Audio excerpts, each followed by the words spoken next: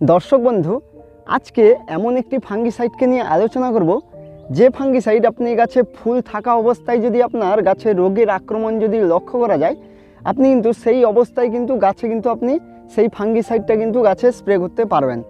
একটাও ফুল কিন্তু আপনার নষ্ট হবে না, কিন্তু আপনার রোগকে কিন্তু খুব সুন্দরভাবে কিন্তু আপনি নিয়ন্ত্রণ করতে পারবেন। তাই দর্শক বন্ধু, আজকের ভিডিওতে যে আমি ফাঙ্গিসাইডটির কথা বলবো সেটি হচ্ছে কৃষি রাসায়ন কোম্পানির ফিলিপ সুপার। খুব দারুণ একটি ফাঙ্গিসাইড।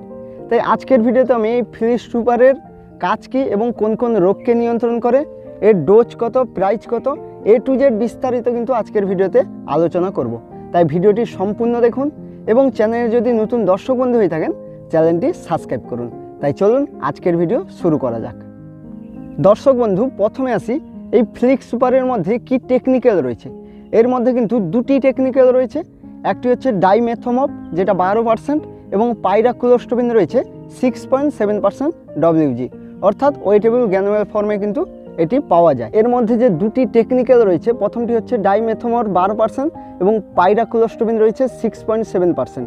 এই দুটি টেকনিক্যালই কিন্তু ব্রড স্পেকট্রাম, অর্থাৎ একসঙ্গে কিন্তু অনেক রোগকে কিন্তু নিয়ন্ত্রণ করতে পারে।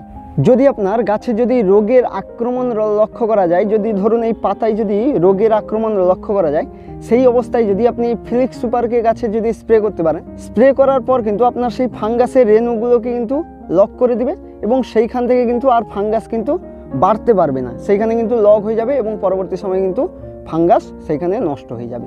তাই এই ফাঙ্গিসাইডকে কিন্তু আপনি গাছে রোগ আসার আগেও কিন্তু স্প্রে করতে পারবেন, কোনো সমস্যা নেই, এবং রোগ আসার পরেও কিন্তু গাছে স্প্রে করলে কিন্তু খুব দারুণ রেজাল্ট দেখতে পাবেন।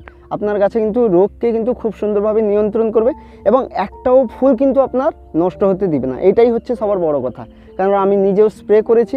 একটাও ফুল আপনার নষ্ট হবে না এবং গাছকে কিন্তু সবুজ করে তুলবে যদি আপনারা এই ফিলিপ সুপারকে গাছে স্প্রে করতে পারেন। এছাড়া দর্শক বন্ধু, এটি স্প্রে করার 1-2 ঘন্টার পর যদি বৃষ্টিও হয় তবেও কিন্তু এর কার্যকারী ক্ষমতা কিন্তু কমে যাবে না।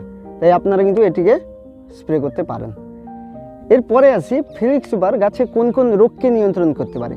বিশেষ করে downy mildew, powdery mildew, early blight, red blight, leaf স্পটের উপর কিন্তু খুব দারুণ কার্যকরী কিন্তু একটি ফাঙ্গিসাইড। এছাড়া এটি স্প্রে করার 10 থেকে 12 দিন পর্যন্ত কিন্তু আপনার গাছকে কিন্তু রোগের হাত থেকে কিন্তু খুব সুন্দরভাবে কিন্তু সুরক্ষিত রাখতে পারবে। এরপরে আসি এর ডোজ কত। তো এটিকে আপনারা 15 লিটার জলে 50 গ্রাম মিশ্রণ করে কিন্তু গাছে স্প্রে করবেন, তাহলে কিন্তু খুব দারুণ রেজাল্ট দেখতে পাবেন। এছাড়া এরপরে আসি এর দাম কত। এর দাম কিন্তু একটু বেশি। 50 গ্রামের দাম হচ্ছে 150 টাকা। কোথাও একটু বেশি হতে পারে এবং কোথাও একটু কম হতে পারে, তবে একটা কৌটোর দাম হচ্ছে 150 টাকা। এতে 50 গ্রাম থাকে এবং 15 লিটার জলে কিন্তু মিশ্রণ করে গাছে স্প্রে করা হয়। এরপরে আসি এটি আমরা কোন কোন ফসলে স্প্রে করতে পারবো। দেখুন, এটি কিন্তু আপনি লঙ্কা, টমেটো, বেগুন সব ধরনের ফসলে কিন্তু আপনি স্প্রে করতে পারবেন, কোনো সমস্যা নেই। এবং রোগ আসার আগেও আপনি স্প্রে করতে পারেন, রোগ আসার পরেও স্প্রে করতে পারেন, এবং সবচেয়ে বড় কথা হচ্ছে আপনি গাছে ফুল থাকা অবস্থায়ও কিন্তু এটিকে স্প্রে করতে পারেন, কোনো সমস্যা নেই। একটাও ফুল কিন্তু আপনার নষ্ট হবে না, কিন্তু গাছের রোগকে কিন্তু খুব সুন্দরভাবে নিয়ন্ত্রণ করতে পারবেন। দর্শক বন্ধু, আজকের ভিডিওতে আমি এই কৃষি রাসায়ন কোম্পানির ফিলিপ সুপারকে নিয়ে বিস্তারিত আলোচনা করলাম। যদি আজকের ভিডিওটি আপনাদের ভালো লাগে তাহলে অতি অবশ্যই লাইক করবেন এবং চ্যানেলে যদি নতুন দর্শক বন্ধু হয়ে থাকেন চ্যানেলটি সাবস্ক্রাইব করবেন। তাই সবাই ভালো থাকুন, সুস্থ থাকুন, দেখা হচ্ছে পরবর্তী ভিডিওতে।